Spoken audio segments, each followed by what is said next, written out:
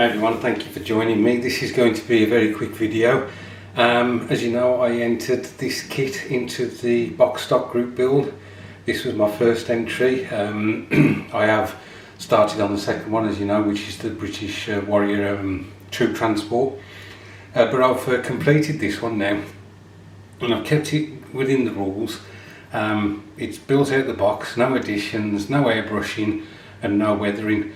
It looks like I've weathered the tracks, but that wasn't the intention. I was trying to get it a colour.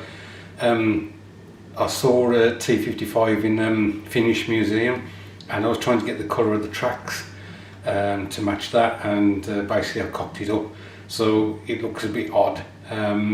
But my intention with this build is obviously showing it as a finale now for this group build, but I think I will revisit the kit to bring it up to the standard that I usually try to attempt with my armoured vehicles. The other thing is I might try and slap it on a dio as well.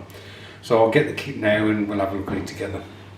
So here it is, guys. As I say, it's all painted.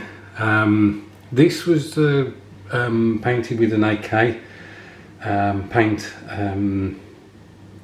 I had a set of Russian green paints, and they gave you the base colour, they gave you the dark colour, the base colour, and then two highlight colours, and this is just the base colour. The turret's a bit shinier than the rest of it. That's because I used some clear floor polish to give it a gloss finish so that I could put the decals on. As you can see, there's only the two decals on this particular build, and sorry about rotating this by hand. I've lost my the battery operated thing that I had. I mentioned the tracks and the colour. As you can see, it's supposed to be almost like, hard to describe, like a grey brown. It totally failed. I've tried to tone it down with a wash. I used some Ryken Fresh shade over this colour, which is Ballor brown. Unfortunately it just hasn't worked. So when I do the dio, I'll have to do some work on that. You'll also notice the only issue I had with this build was the tracks. So the rubber band tracks, and what you're supposed to do is you can see, I'll zoom in so you can see it. You can see the joint there, or the gap I should say. The super glue wouldn't glue the tongue from the one side onto the other track like that.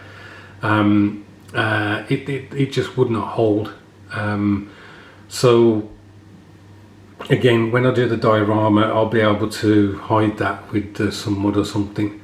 I super glued the track to the top of the road wheels.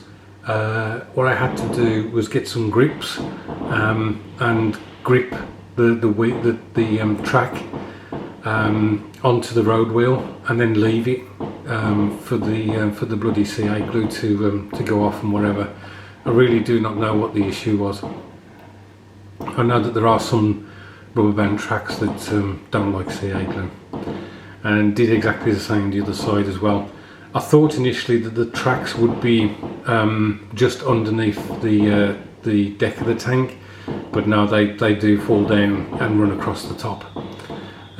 So let me zoom out again if I get this right. There we go. So that's basically it. When I say whether the dozer blade will have a lot more paint missing off it, and it'll be back down to metal and whatever. But a fun build. I'd happily buy this kit again, and possibly just build it up as a T55 without the dozer blade on it. So that's it, guys. I hope your weekend is going well. I don't know whether you can hear some explosions in the background. It's bonfire night here, where we celebrate Guy Fawkes trying to blow up Parliament. I don't quite understand why we do set fireworks off. I don't know whether we're trying to imitate the job that he didn't manage to do, or that we basically supporting the fact that he should have blown up Parliament. I really don't know. But anyway. As I say, I hope you're having a good weekend. Look after yourselves, and I'll catch up with you soon.